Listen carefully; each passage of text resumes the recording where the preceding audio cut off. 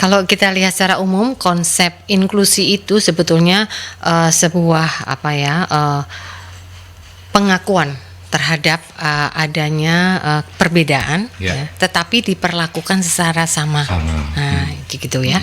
Jadi yang tadinya tidak dipertimbangkan, eksklusi itu diinklusikan, dimasukkan dalam pertimbangan di dalam semua aktivitas, ya, kebijakan. Kalau itu berkaitan dengan kebijakan. Jadi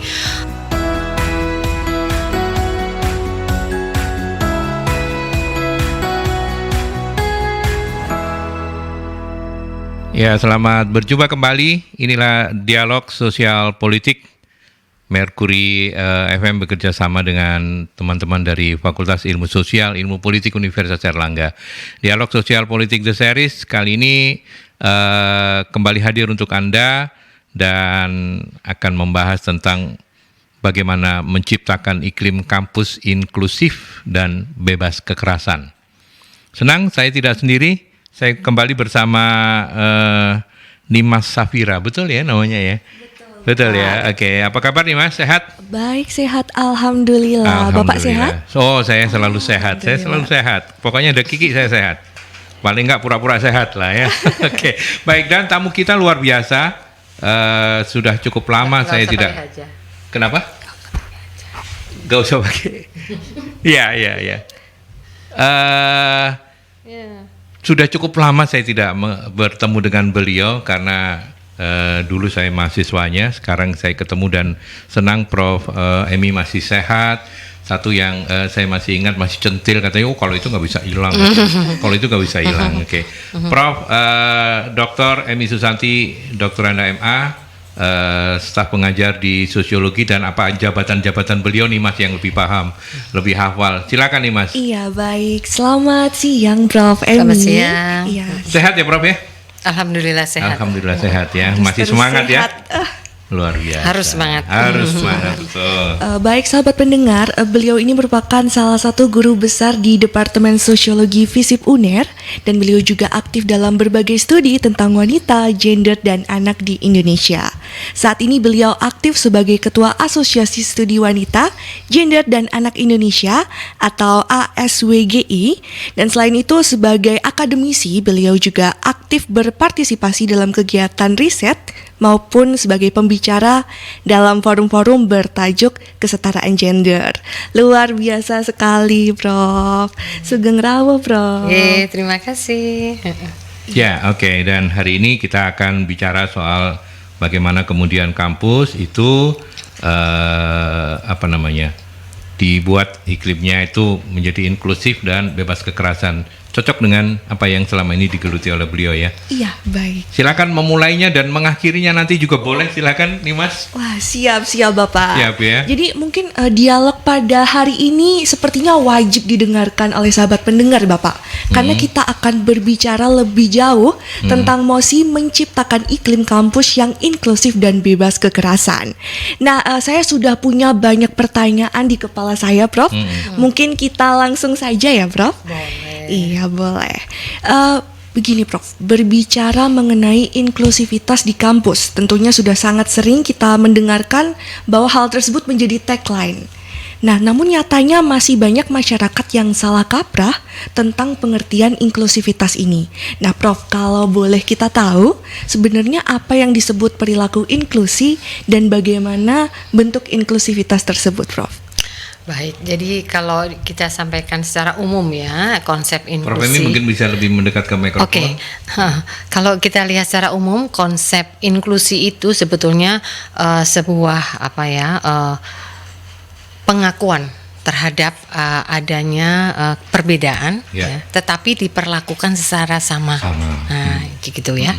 Jadi yang tadinya tidak dipertimbangkan, eksklusi itu diinklusikan, dimasukkan dalam pertimbangan di dalam semua aktivitas, ya, kebijakan. Kalau itu berkaitan dengan kebijakan. Jadi kalau dikatakan sebagai gender and social inclusion itu artinya adalah perbedaan karena peran sosial laki dan perempuan itu gender itu jangan dilihat beda gitu, tapi harus dipertimbangkan bahwa memang dia beda, ya, jadi kan gitu kan, dipertimbangkan tetapi jangan dilihat atau dibedakan perlakuannya. Gitu. Yeah.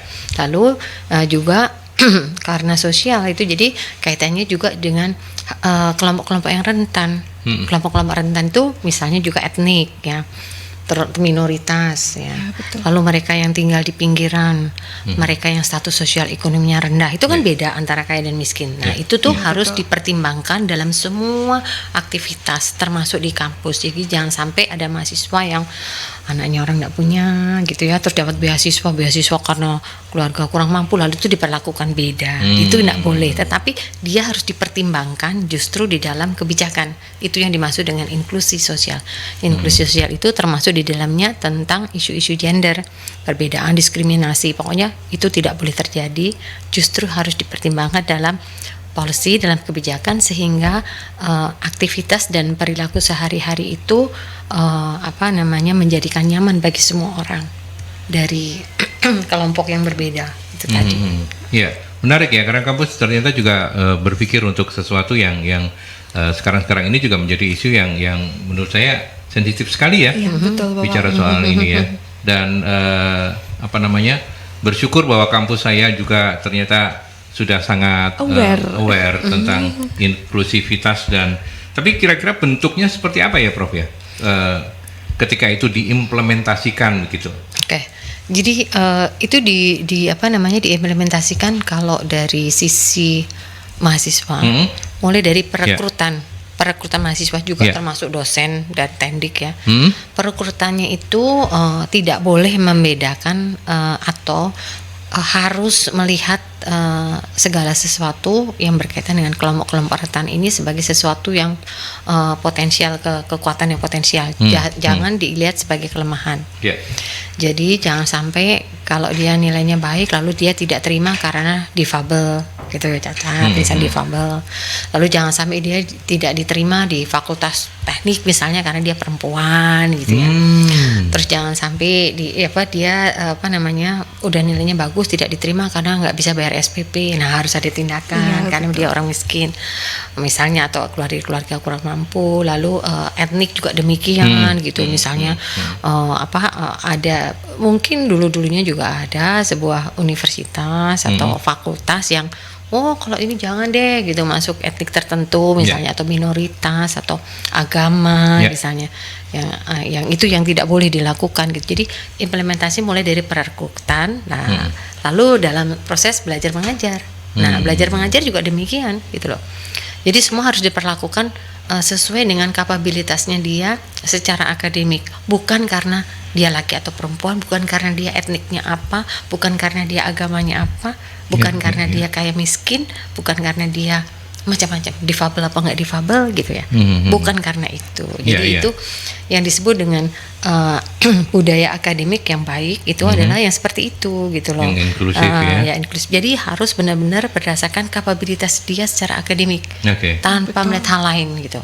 Harus adil kan gitu ya, adil. Dan menariknya juga kan judul talkshow kita ini ya, Mas ya, kan menciptakan iklim kampus yang inklusif dan kemudian bebas kekerasan. Apakah ini memang linear begitu ya, Prof ya? Artinya inklusivitas itu membuat kekerasan menjadi bisa ditekan sampai serendah-rendahnya atau seperti apa? Iya, Prof memang menurut pengalaman saya, jadi dan juga dari banyak teori itu, kalau inklusivitas itu memang dijalankan ya, dilakukan semuanya itu artinya ada kesamaan, tidak ada diskriminasi, maka itu akan linear dengan apa yang tadi Bapak sampaikan, kekerasan, rendahnya tingkat kekerasan tidak terjadi, mengurangi terjadinya kekerasan. Kenapa? Karena ketika orang didiskriminasi itu sudah pasti akan terjadi kekerasan gitu loh. Kekerasan itu kan jenisnya banyak ya, mulai dari yang kekerasan yang fisik itu yang paling berat, dan yang paling ringan itu kekerasan dengan lisan, verbal. Bullying gitu ya. Bullying termasuk bullying itu. Jadi itu kalau dia sudah didiskriminasi dari sejak awal, itu kemungkinan terjadinya kekerasan tuh pasti ada gitu loh. Contoh aja karena dia difabel misalnya kayak gitu. Lo bisa apa difabel, itu kan sudah kekerasan. Betul. Terus dibully gitu.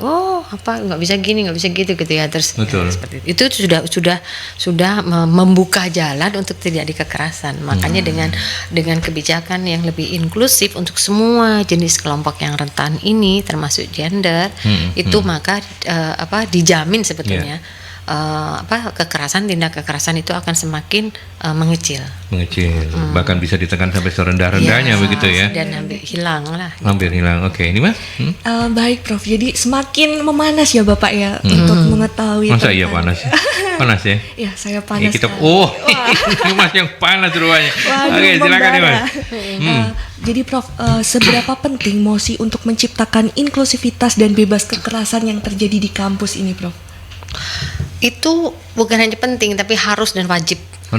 Ya. Kalau mau menciptakan kampus yang budaya akademisnya yang standarnya internasional gitu dan juga baik gitu ya. Dan optimal, hasil dari belajar mengajar ini berjalan optimal, itu wajib ya. Hukumnya ya Prof, wajib hukum ya. Wajib untuk jangan sampai terjadi kekerasan. Jadi tadi dengan kebijakan yang inklusif, mempertimbangkan hal-hal yang beda tapi untuk sebuah kesamaan misalnya seperti itu. Jadi itu wajib. Makanya udah pernah disinggung belum Mbak Nimas yang tentang peraturan menteri Permendikbud Ristek ya. Jadi menteri itu sampai membuat peraturan menteri tentang pencegahan dan penghapusan kekerasan seksual, bahkan kekerasan seksual di perguruan tinggi. Itu Permendikbud Ristek nomor 30 bulan Desember tahun 2021. Oke, baru ya, masih baru ya. Itu sampai sedemikian dianggap sebagai sesuatu yang penting gitu ya. Bahkan itu mengerucut terhadap khusus tentang kekerasan seksual, karena itu ujung akhir kalau ini nggak terjadi pasti yang lain juga nggak gitu kan. Nah, jadi sampai ujung yang paling parah seperti itu sampai ada Permendikbud Ristek. Dan baru aja bulan Desember tahun 2021. Di samping itu, Pak Nimas masih ingat nggak, kemarin kan tahun lalu juga ada tahun ini rancangan undang-undang yang itu sudah menjadi undang-undang penghapusan kekerasan kan. Gitu loh, Bang. Jadi kalau di luar udah seperti itu, lalu di kampus sudah ada permennya, yaitu nggak ada lagi alasan untuk tidak melakukan inklusivitas di kampus gitu. By the way, menarik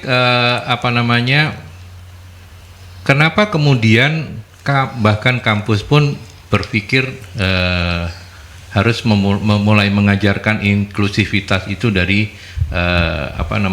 dari tempat mereka, dari mata kuliah dari mata kuliahnya ataupun dari lingkungan pendidikan begitu ya. Apakah ini ada kaitannya dengan Indonesia secara umum ketika kemudian politik identitas kah itu atau apa? Tapi sebenarnya kalau saya boleh tanya, mulai kapan kesadaran untuk kampus menjadi harus lebih inklusif? Apakah memang ada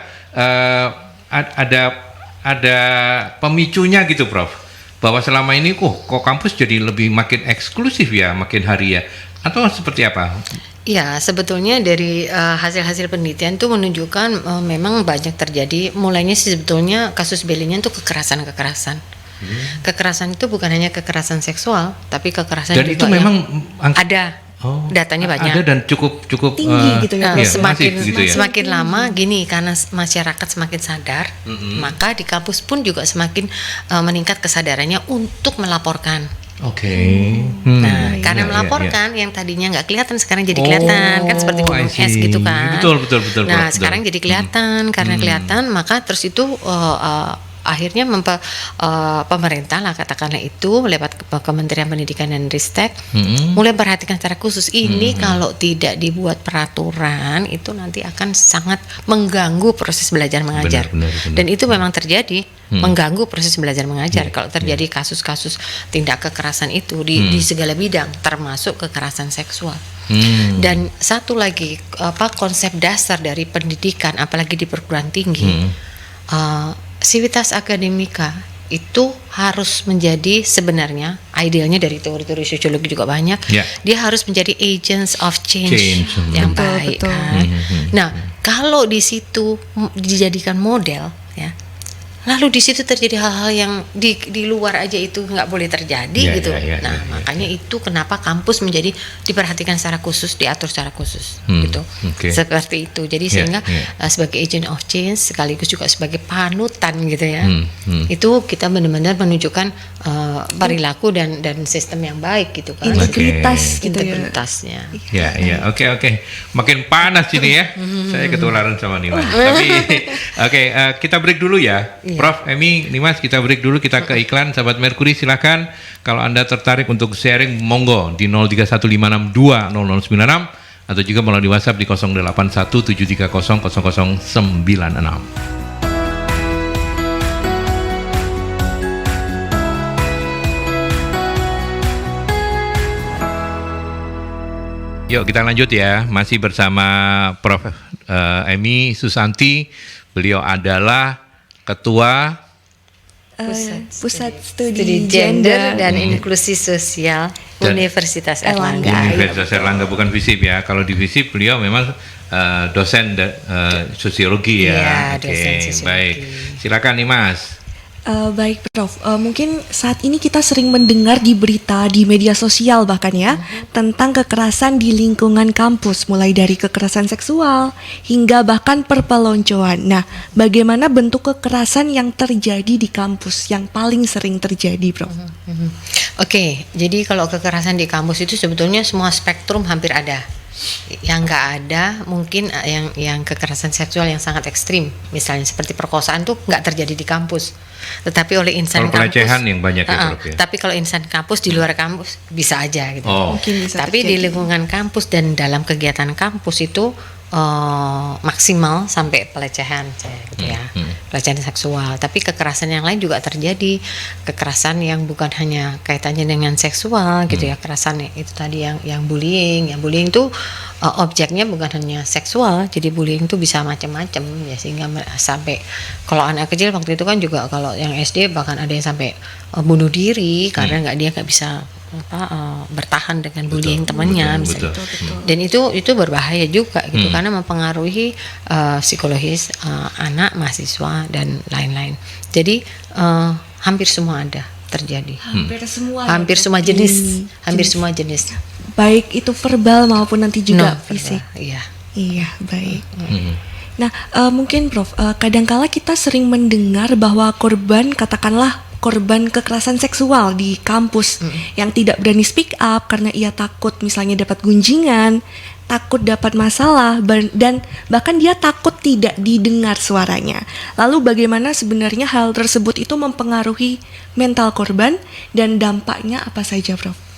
Oke, jadi sebenarnya yang terjadi selama ini kan pengetahuan orang tentang apa yang disebut kekerasan itu tidak sama. Beda ya. Beda. Kadang-kadang mereka yang sudah agak sepuh-sepuh gitu punya persepsi sendiri tentang kekerasan itu apa gitu.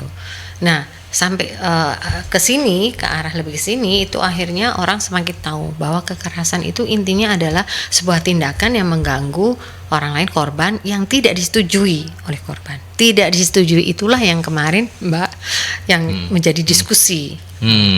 Itu gini loh, maksudnya gini, kalau diam itu bisa dibilang setuju apa nggak setuju gitu lah. Nah, itu langsung jadinya banyak sekali ininya interpretasi. Interpretasi bahwa diam itu karena dia tidak punya kuasa, karena dia adalah pada pihak mahasiswa terhadap dosen, terhadap mahasiswa, kan mahasiswanya nggak bisa ngomong. Iya betul. Kalau diajakin keluar mau makan dan lain-lain misalnya seperti itu, kan dia diam aja tuh nggak berarti dia setuju. Tapi dia tidak bisa menolak karena posisinya, bargaining posisinya memang beda. Jadi dulu tuh seperti itu, sehingga orang tidak mengadu. Nah, penelitian ya Pusat Studi Gender dan Inklusi Sosial UNER sedang melakukan penelitian 2 tahap. Yang tahap pertama udah selesai sih.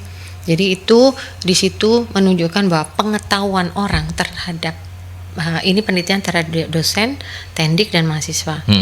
Pengetahuan mereka terhadap apa yang disebut dengan kekerasan seksual itu ternyata kita bisa katakan sepertiga dari mereka itu merasa hal-hal seperti catcalling, Iya, yang kecil-kecil seperti itu tidak masuk dalam kekerasan. Oh, padahal Masuk, sangat masuk. Oh, sangat masuk ya. Karena itu kan perbuatan yang tidak menyenangkan, Iya, yang tidak disetujui oleh pihak lain. Emang gue seneng dibilang tahes misalnya kayak gitu ya.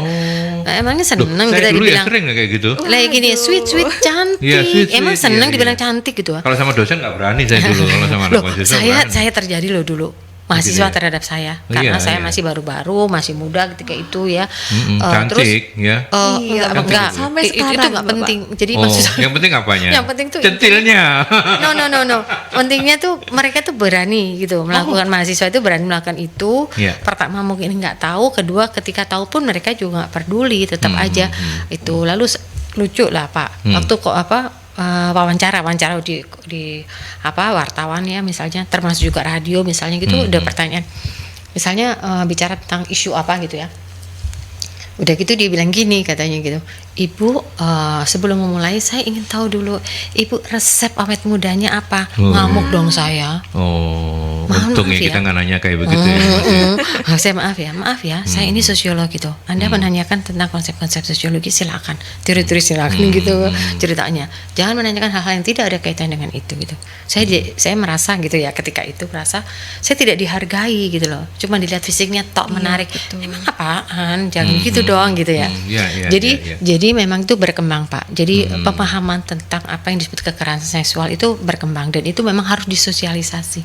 Itu sebabnya kenapa di kampus kita harus buat gerakan untuk mensosialisasikan itu. Jadi kemarin waktu mahasiswa baru masuk Pak, itu ada apa namanya kegiatan bersama itu apa? Ospek. Yang di kantor pusat itu pengenalan. PKKMB.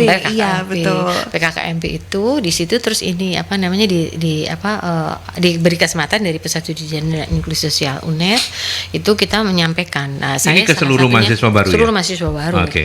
Itu waktu itu di aula ya. Lalu saya sampaikan salah satunya adalah tentang kekerasan dan kekerasan seksual. Saya secara sepintas, tapi menurut saya cukup jelas saudara ini jadi mahasiswa harus tahu, jangan sampai melakukan itu hanya karena tidak tahu, hanya karena itu dianggap biasa gitu. Itu tidak biasa, dan itu ada sanksinya sampai pidana. Bahkan sampai pidana ya, Loh, Ibu iya, ya. sampai pidana gitu Ya. ya. Prof, pusat studi yang dipimpin Pusat Prof Studi Hemi ini Gender. kan ya studi gender dan inklusi Inklusi sosial sosial. itu yang punyanya UNER ini kan melakukan cukup banyak penelitian ya. Nah, terkait dengan inklusivitas dan juga kekerasan, apalagi tadi ada pemahaman yang tidak sama begitu ya. Apa yang kemudian menarik dari hasil penelitiannya itu, dan apakah sejauh mana itu kemudian diadopsi? Kalau ini punya UNER ya diadopsi oleh UNER sendiri lah ya. Kalau boleh bisa ditampilkan apa-apa yang menarik dari hasil temuan-temuannya, Oke. apa saja, Prof? Ya, satu tadi tentang pengetahuan ya. Jadi cukup banyak ternyata baik mahasiswa maupun dosen maupun tendik yang merasa itu bukan kekerasan. Dan itu fatal Bukan banget ya, kekerasan Prof ya. seksual. Fatal banget Iya gitu kan? loh. Karena Tapi- nanti ketika misalnya menurut saya ketika misalnya ditarik sebagai sebuah kesalahan, dilaporkan, yang bersangkutan merasa loh saya nggak salah apa-apa Iya, kok. yang Gitu terjadi adalah mereka dan juga yang menangani gitu ya. Kasus itu mengatakan yang pelaku mengatakan orang saya cuma guyon kok gitu. Oh. Nggak sadar mungkin ya, Iya, Bapak. iya, Nggak sadar, iya. tidak tahu sebenarnya, tidak tahu atau ya jangan termasuk tidak sadar. Kalau itu adalah sebuah perilaku yang tidak menyenangkan pihak lain, dan itu adalah termasuk kekerasan walaupun yang paling rendah katakanlah seperti oke. itu, karena verbal itu tidak menyentuh misalnya, tapi itu sudah masuk kekerasan. Nah, itu satu menarik ya, satu. menarik sekali, dan itu harus disosialisasi. Tentu nanti yang diadopsi oleh UNER nomor satu adalah membuat sosialisasi itu Betul. bisa lewat kuliah yang sudah ada maupun lewat penerimaan tadi terima mahasiswa PKKMB. baru, terus PKKMB, lalu juga KKN dan seterusnya. Itu dengan demikian maka mahasiswa terus diingatkan gitu loh. Satu itu tentang pengetahuan. Kedua, kalau mengadu kemana gitu ya. Nah, selama ini basisnya adalah pertemanan. Nah, keluarga juga nggak terlalu, tapi teman. Teman ya. Teman dia kalau ada apa-apa dia larinya ke teman karena dia merasa belum ada tempat untuk mengadu dan ada respons yang positif karena mereka mengatakan dari wawancara mendalam juga ya selain survei mereka menyampaikan kalau mengadu itu apakah bagaimana respons terhadap pusat-pusat pengaduan tadi gitu. Iya betul. Sebetulnya ini penelitian bukan hanya di UNER tapi saya ceritain di UNER saja. Jadi itu lalu mereka mengatakan tergantung siapa pelakunya. Kalau pelakunya dosen, ini data loh ya, saya nggak ngarang. Kalau pelakunya dosen, ya kita disuruh membuktikan. Suruh yang ngadu harus ada punya bukti gini gitu, pokoknya dipersulit gitu loh. Tapi kalau pelakunya mahasiswa, nah itu responsnya agak lebih cepat gitu loh. Itu kata mereka. Jadi itu data Pak. Dengan cara pengambilan penentuan informan dengan penentuan pengambilan sampel dan seterusnya itu bisa dipertanggungjawabkan valid. Itu yang menarik juga. Lalu ketiga tempat pengaduan tadi itu sebetulnya sekarang kan sudah difasilitasi oleh peraturan menteri Permendikbud-Ristek kan ya Nikma.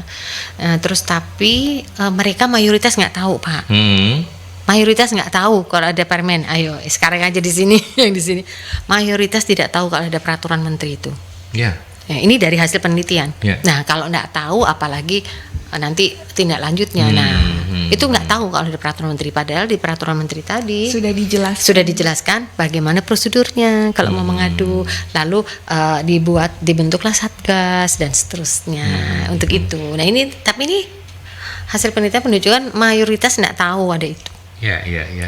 Kalau soal implementasi, Prof, sejauh mana kemudian Universitas Airlangga begitu ya, yang sejauh hari ini kita diskusikan, sejauh mana sudah mengimplementasikan apa yang tadi Prof sampaikan sebagai hasil penelitian? So far, Satgas sudah ada pasti? Atau? Sudah. Jadi gini Pak, jadi UNER ini sebelumnya sudah punya sebutnya help center kayak gitu. Help center, tetapi dia bekerjaannya lebih pada kalau ada pengaduan lalu ditangani. Jadi belum menyeluruh, belum pendekatannya belum holistik gitu ya. Tapi itu udah bagus gitu loh, sudah ada. Bukannya tidak ada sama sekali, ada, tapi belum komprehensif. Satu. Terus kedua, orang memandang bukan hanya di UNER, help center seperti itu belum mempertimbangkan secara khusus kepentingan dari korban. Jadi hanya menerima pengaduan. Menerima pengaduan, kalau menangani, menyelesaikan itu tidak atas pertimbangan kepentingan korban. Jadi banyak kepentingan korban yang belum terakomodasi. Gitu. Dianggap udah selesai, tapi mereka sebetulnya masih ganjel misalnya seperti itu. Itu bukan hanya di UNER, di mana-mana seluruh Indonesia. Karena kami sebetulnya asosiasi ini kan saya ketua asosiasi PSG seluruh Indonesia itu kita diberi penugasan dari kementerian untuk melakukan penelitian tentang kekerasan seksual di perguruan tinggi di 36 perguruan tinggi seluruh Indonesia. Termasuk UNER ya? Termasuk UNER. Jadi hasilnya yang saya ceritakan tadi kurang lebih sama. Tapi di UNER sendiri juga benar sudah ada help center. Right? Tapi bersyukurnya kan so far saya positive thinking ya. UNER belum pernah ada kasus ya Prof ya? Kalau yang kasusnya itu saya tentunya berdasarkan pengaduan ya Pak ya. Ada tentu. Oh ada ya? Ada. Tapi bukan di FISIP dong ya? Ada FISIP juga ya? Oh itu karena confidential saya nggak ya? boleh. Tapi karena wartawan tuh selalu nanyanya memang kayak gitu deh. Tapi gini, itu bukan aib gitu loh. Ini yang saya ingin sosialisasikan. Artinya seringkali lembaga perguruan tinggi bukan hanya UNER seluruh Indonesia minimal 36 yang penelitian ya. Itu melihat kalau ada pengaduan itu menjadikan universitasnya itu jadi jelek. Iya. Itu salah sebenarnya. Salah ya? Salah. Kenapa? Misalnya di negara kita ini terjadi perilaku macam-macam itu. Apa ya negara Indonesia langsung blok jelek itu kan ya enggak. Itu kan oknum ibaratnya. Itu yang harus dirubah mindsetnya. Sehingga penanganannya itu sekarang ini setelah ada permen ini udah mulai diterapkan oleh UNER ya. Sekarang kita ngomong UNER, yang lain juga. Nah itu sudah membentuk satgas. Alhamdulillah sudah membentuk satgas. Jadi nanti sudah ada kemana kita mengadu. Sementara satgas itu sendiri bekerja sama dengan seperti pusat studi. Karena ahli-ahlinya ada di sini. Nanti kalau perlu psikolog gitu, yang kemarin di help center kurang banyak orangnya di situ. Lalu nanti kalau kerjasama untuk mensosialisasi bagaimana sih tahapan pengaduan, bagaimana mengenali adanya kekerasan gitu-gitu tuh itu nanti yang ngajarin workshopnya tuh bisa di PSG UNER gitu. Jadi implementasinya seluruh Indonesia tuh tidak ada yang belum implementasi sebetulnya. Ya oke. Prof. Kenapa? Kenapa tak kasih tahu kenapa? Karena wajib. Dan itu menjadi salah satu indikator ya indikator dari nilai perguruan tinggi oleh kementerian. Jadi itu harus diterapkan. Oke, kita break dulu ya. Tapi ada satu pertanyaan, mungkin nanti dijawab setelah kita break iklan. Bagaimana kemudian sebelum ini Mas ya, sorry ini Mas ya. Nanti ada gilirannya jadi kamu nanya terus ya. Bagaimana kemudian satgas lah terutama yang memang menerima pengaduan itu kemudian harus memilah bahwa ini lebay nggak sih?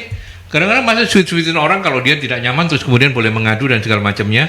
Nanti bagaimana pakar gender kesetaraan gender ini bicara soal itu. Kalau saya sebagai cowok kadang-kadang lebay banget lah ya, masa sweet gitu terus kena gitu. Nah nanti tanggapannya Prof ini kayak gimana? Tapi kita break dulu ke iklan ya.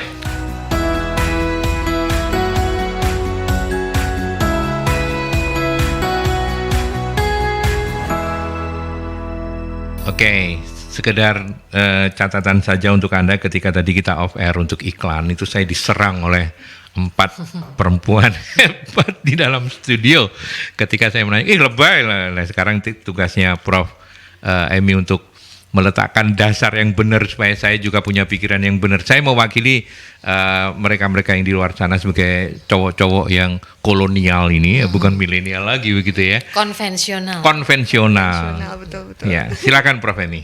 Iya, jadi kalau ada tindak kekerasan itu memang karena sampai saat ini pengetahuan dan persepsi orang itu masih nggak sama ya. Memang ada diskusi yang kadang-kadang cukup panjang bahwa ini kan nggak apa-apa, ini apa, ini nggak apa-apa, ini apa. Tapi sebetulnya satu titik tadi, kalau itu mengganggu dan lebih jauh lagi ada dampak terhadap korban, itu yang nggak boleh. Contoh dikatain, ini kan bisa dipakai, gitu ya. Cewek itu liwat, tapi diomongin, ini kan bisa dipakai gitu. Lah, kalau lalu image-nya orang mengira anak ini benar-benar bisa dipanggil, jadi panggilan gitu kan, aneh sekali gitu loh. Ini cantik tapi bisa dipanggil gitu ya, bisa dipakai gitu, dibayar gitu. Loh, itu kan maksudnya tuh dampaknya bisa sangat jauh gitu loh. Padahal kata-kata cuma bilang, aduh cantik, ini bisa dipanggil dong gitu. Ayo.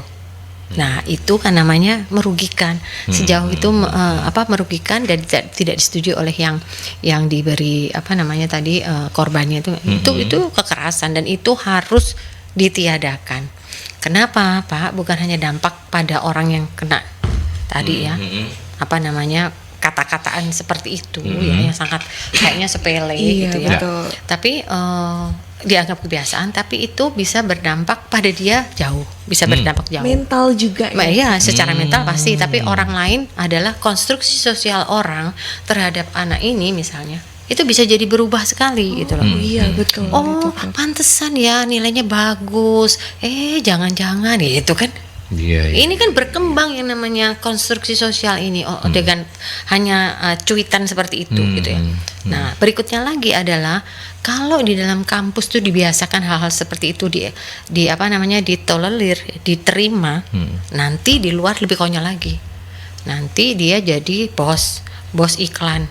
Buatlah iklan yang perempuannya menjadi objek. Nah, ya itu panjang ininya. Jadi jangan dianggap sepele gitu loh Pak. Nah, ketidaktahuan ini, beda generasi ya. Kita ngomong beda generasi. Nah ini bedanya adalah dulu, generasi dulu itu tuh itu dianggap tidak apa-apa, tetapi memang tidak efeknya tidak seluas sekarang ini. sekarang ini efeknya memang sangat luas. Kenapa? Karena ada media sosial. Ya, betul. Itu yang membedakan. Jadi kalau dulu orang nggak terima langsung apa gitu ya, misalnya terus langsung copot sepatunya di ke sana selesai gitu ya. Selesai ibaratnya begitu. Sekarang tidak. Nge-tweet sekarang ya, Bro. Di Instagram. Kemana-mana, terus Facebook, terus macam-macam lah nanti, terus tiba-tiba masuk podcast dengan temennya, ngomongin kau waktu itu kan ada begini begitu, aduh gimana coba. Jadi itu yang sebetulnya dampak yang juga akhirnya bisa panjang dan dalam, itu yang tidak boleh terjadi di sebuah masyarakat kampus dan masyarakat seluruh Indonesia. Oke. Terima kasih Prof. Ini penjelasan yang luar biasa. Jadi buat yang cowok-cowok gitu ya, jangan jangan berperilaku yang tidak bertanggung jawab lah ya. Kesannya memang sepertinya cuman isengin aja, tetapi dampaknya Prof Emi sudah jelaskan bahwa itu bisa kemana-mana loh, sampai kapanpun gitu kan.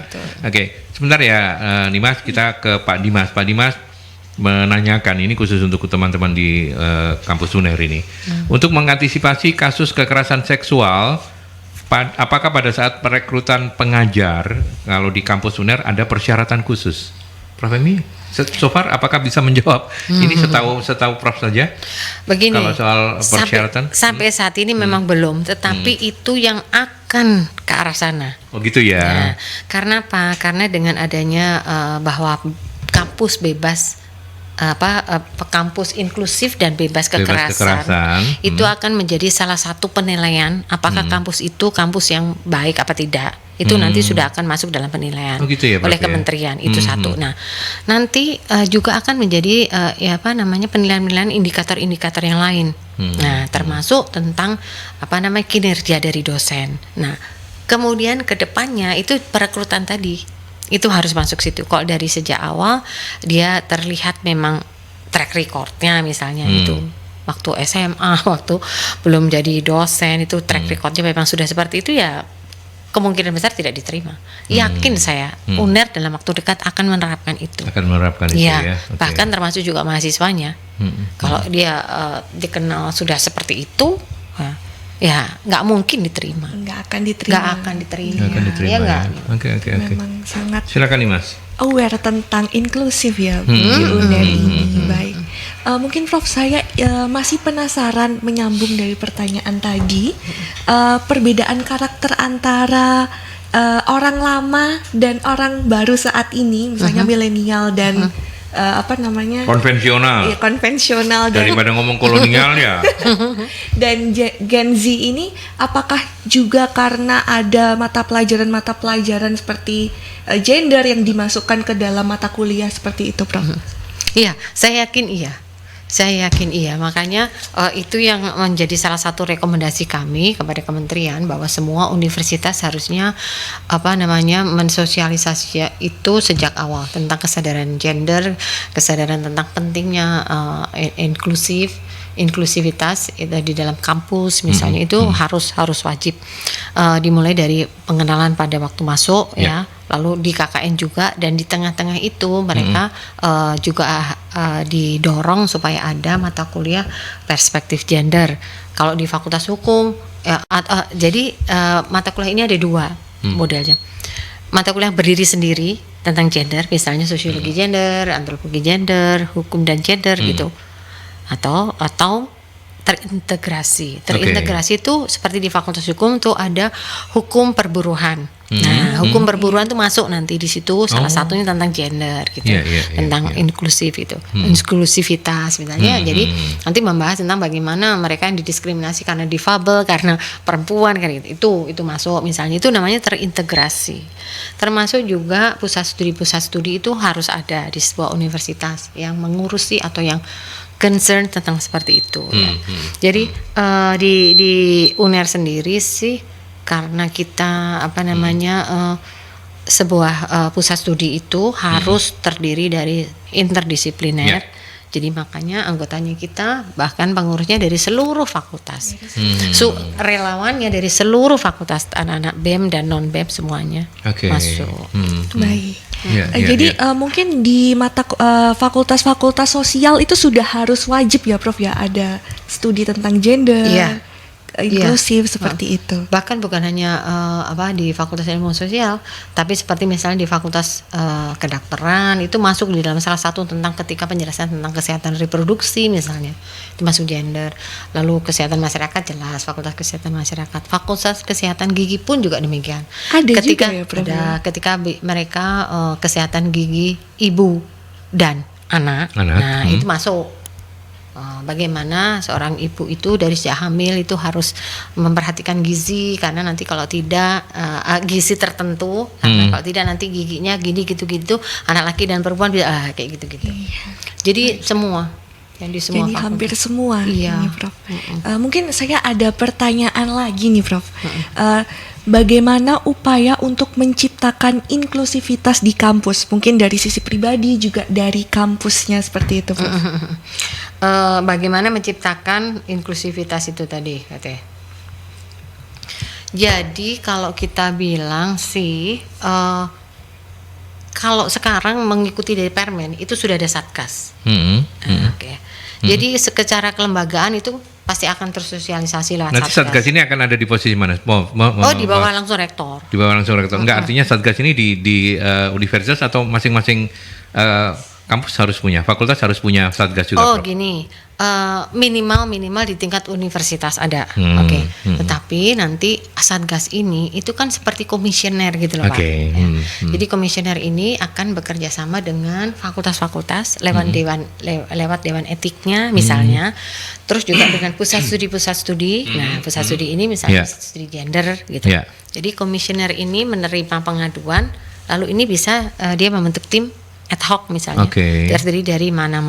Misalnya kalau ini di fakultas tertentu ya, ngajaknya tim ad hocnya dari situ. Tapi nanti psikolognya dari ini, terus kedokterannya yang butuh untuk kesehatan dari sini, lalu untuk hukum dari mana, dari PSG nanti bisa minta bantuan gitu. Itu secara institusi. Nah, secara individu gitu, pada tingkat individu sebenarnya pusat studi gender ini pun melakukan tadi sosialisasi untuk nilai-nilai inklusivitas dan kesetaraan gender ini untuk mahasiswa dan dosen dan teknik. Nah, itu kita menyelenggarakan workshop, pelatihan gitu ya. Tentu saja dimulai dari mereka yang ikut dalam kegiatan PSG UNER. Lalu seterusnya yang lain-lain siapa saja mau ikut, bahkan dari luar UNER. Ya, ini ada Ibu Indah. Terima kasih Bu Indah sudah mampir di perbincangan dialog sosial politik bersama teman-teman dari FISIP UNER. Prof Emi, kalau ada dosen LGBT, mudah-mudahan nggak ada ya, tapi nggak tahu nanti bisa disampaikan nggak. Kalau ada dosen LGBT, mungkin bukan cuma di UNER ini ya, apakah itu akan membuat mahasiswa terancam dalam tanda kutip menjadi korban kekerasan seksual? Gini juga ya, jadi harus itu tadi ya, perbedaan itu harus dimasuk pertimbangan, tetapi tidak dijadikan alat untuk diskriminasi. Jadi kalaupun LGBT itu harus diterima sebagai perbedaan, tetapi jangan diperlakukan beda. Jangan sampai gara-gara LGBT nggak tahu juga seperti apakah ada dan seperti apa penampakannya, karena kadang-kadang orang juga salah kan ya, belum tentu juga gitu. Tapi nggak berarti kalau dia LGBT lalu pasti perilakunya nanti membahayakan, jangan gitu dong. Yang nggak LGBT juga bisa lebih parah perilakunya. Gitu kan ya. Iya, betul sekali. Meskipun dia LGBT, tapi kalau dia kontrol emosinya cukup bagus, di kampus dia tetap menjalankan tugas dengan baik, why not? Gitu ya. Artinya bukan membenarkan LGBT saja, tapi maksud saya untuk mendudukkan persoalan bahwa persoalannya bukan LGBT atau tidak LGBT. Gitu loh. Paham, betul.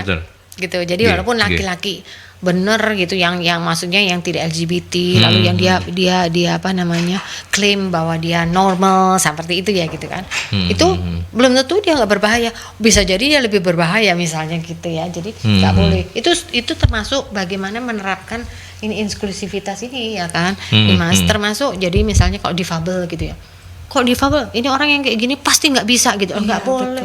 Yang normal bisa yang nggak difabel malah lebih goblok gitu loh. Iya. Itu yang nggak boleh gitu. Betul. So far Prof, UNER udah pernah melakukan pendampingan belum terhadap penyintas kekerasan seksual ini yang sudah. Oh, udah pernah. Sudah. Kami dari PSG UNER sudah memiliki data, bukan mendampingi, bukan kami ya. Oke. Tapi tentu aja tim dari UNER yang kebetulan dia juga pengurus dari PSG UNER. Jadi sudah pernah mendampingi ketika belum ada Satgas. Sudah mendampingi gitu ya. Nah, setelah ada Satgas ini sebetulnya sudah ada kasus-kasus yang masuk. Nah, itu sedang dalam proses. Ya. Yang intinya tuh begini loh. Pokoknya jangan sampai ini terjadi ya. Dan berefek negatif yang terlalu sangat jauh terutama pada korban. Karena memperhatikan mereka ini juga memperhatikan hak-haknya dia. Korban ini juga punya hak, walaupun dia mahasiswa, terhadap dosen atau terhadap tendik gitu. Jadi itu yang nomor satu. Maka penanganan pendampingannya itu arahnya ke sana ya. Kadang-kadang kalau kita tanya, misalnya ya, ada nih satu kasus kemarin kita tanya, kamu sebetulnya dia antara mahasiswa terhadap mahasiswa ya. Sesama mahasiswa ini. Sesama mahasiswa. Terus kalau kita ditanya sebetulnya kamu pengennya apa sih? Saya nggak pengen apa-apa. Saya cuma pengen dia berhenti melakukan itu ke saya. Cuma seperti itu, coba. Jadi bukannya sesuatu yang terus kalau itu ditangani langsung, semua berantakan seluruh UNER, enggak gitu loh. Jadi ini yang harus berubah ya, cara berpikirnya. Kalau kita ada sakit ya diobati sakitnya, jangan didiamkan. Lalu ditutupi nggak diobati tapi terus perban seperti itu bosok nanti malah. Nah terus kedua dengan adanya Satgas maka ada tempat ngadu nih Mas ya kan, tempat ngadu yang jelas. Nanti Satgas itu akan menghubungi pihak-pihak termasuk bekerja sama dengan PSG UNER dan Dewan Etika itu untuk menangani ini, sehingga mahasiswa ini atau korban siapapun itu atau dosen, banyak juga ada juga dari universitas lain yang korbannya dosen gitu, sesama dosen tapi dosen lebih muda. Itu mereka korbannya ini tidak lari ke media sosial yang cuman bikin heboh tapi tidak ada penyelesaian. Itu iya. Tahu nggak ketika itu masuk ke media sosial itu malah jadi tontonan malah diketawain ya kan, itu kan nggak enak banget gitu, nggak selesai. Jadi itu sebenarnya kenapa harus ada penanganan yang lebih sistematis tapi berorientasi untuk kebaikan semua gitu. Luar biasa ya, artinya strategis sekali ya peran dari Satgas ini. Prof, kalau boleh tahu siapa nanti yang mengisi personalia Satgas sudah ini? Kalau di UNER sudah. Sudah ya. Apakah mereka juga para dosen atau teknik-teknik itu? Satgas itu sudah ada juklakna, juknisnya, dan anggotanya itu rekrut baru begitu bukan? Iya, jadi gini. Dia seperti komisioner yang dibentuk, yang dipilih oleh tim sel. Tim selnya sendiri juga ditentukan bla bla bla bla gitu, secara terbuka gitu ya. Nah, terus udah gitu Satgas ini harus terdiri dari dosen, tendik dan mahasiswa. Harus terwakili ya. Dari semua unsur. Dari semua unsur. Jadi 3 unsur itu ada. Jadi dosennya ada 3, tendiknya 2, mahasiswa 3, beberapa total 8 orang atau 9 orang kayak gitu. Jadi semua terwakili. Semua terwakili. Dan ini komisioner loh Pak. Komisioner, jadi itu betul. Ada jangka waktunya gitu. Nanti ganti ad hoc lagi ya, ad hoc. Iya. Seperti ad hoc. Akan berapa lama? Boleh tahu kalau sudah ada aturannya, misalnya berapa lama komisioner ini harus misalnya 5 tahun atau berapa? Enggak sampai 2 tahunan kalau 2 tahunan ya. Karena kan mahasiswa itu lulus kan. Dia kan enggak seneng kalau di situ berlama-lama sampai 5 tahun hanya gara-gara belain Satgas gitu. Jadi 2 tahunan kalau saya tidak salah, tapi nanti koreksi lihat lagi itunya. Tapi intinya itu terwakili semua. Oke. Baik. Ini Mas, pertanyaan terakhir barangkali karena waktu kita ternyata nggak kerasa ya. Padahal masih sangat seru. Masih banyak yang mau ditanyain ya, sayang sekali.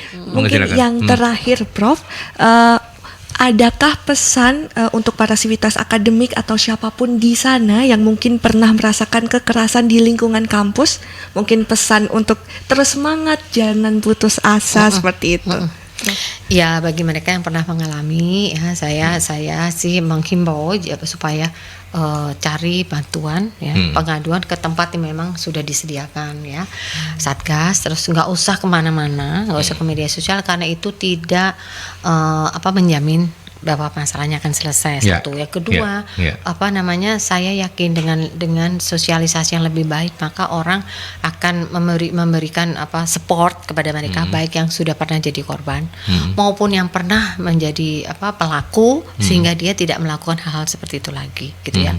Yang paling penting, pesan saya untuk seluruh sivitas akademika sih, menurut saya, bukan hanya mahasiswa, kita harusnya di perguruan tinggi itu orientasi pada budaya akademik yang memang positif gitulah. Iya, betul. Itu jadi jangan sampai misalnya ya dosen menilai hanya karena dia baik dekat dengan kita secara personal, atau karena dia cantik, karena dia ganteng, itu juga nggak baik kan. Jadi harus ditegakkan budaya akademik yang memang orientasinya untuk orang menjadi lebih pandai, secara moral juga baik gitu di perguruan tinggi, yang nanti ke depan bisa jadi agent of social change bagi masyarakat Indonesia secara keseluruhan. Terima kasih. Terima kasih banyak Prof. Luar biasa ya ini Mas ya. Mudah-mudahan dari kampus kita tercinta ya.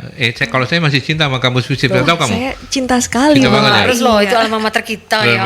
Makanya Bu Emi, saya Prof Emi, saya bukan cuman karena ada Prof saya bilang kayak begitu, tapi saya cinta banget kok sama FISIP. Dan mudah-mudahan bisa menjadi leading sektor lah ya, bersama UNER dan bersama Pusat Studi Gender dan Inklusi Sosialnya yang dipimpin oleh Bu Emi ini, untuk menciptakan apa yang kita angkat sebagai topik kita, iklim kampus yang inklusif dan bebas kekerasan begitu ya.